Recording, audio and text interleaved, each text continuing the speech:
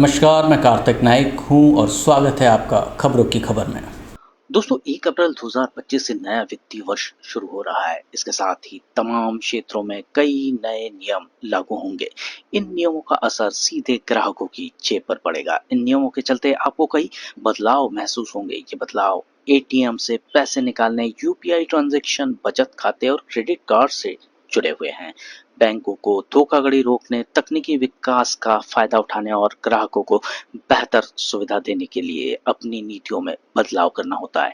इन बदलाव से ग्राहकों के पैसे और बैंकिंग अनुभव पर भी असर पड़ेगा। आइए यहाँ उनके बारे में जानते हैं। अब से एटीएम से पैसे निकालने का चार्ज लगने वाला है। एटीएम से पैसे निकालने के नियमों में बदलाव किया गया है।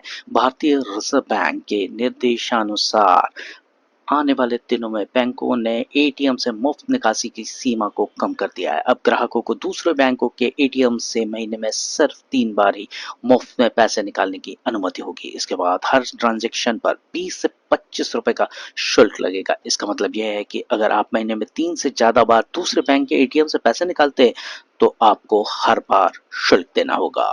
बचत खाते में मिनिमम बैलेंस रखना भी जरूरी है।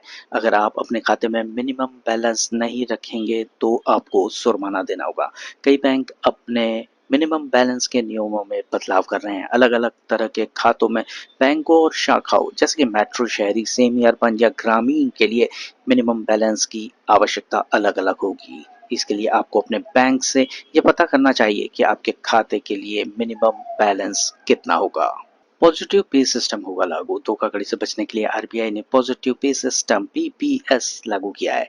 कई बैंक इस सिस्टम को लागू कर रहे हैं। पीपीएस के तहत अगर आप 50,000 रुपए से ज्यादा का चेक जारी करते हैं तो आपको बैंक को चेक के बारे में कुछ जानकारी इलेक्ट्रॉनिक रूप से देनी होगी।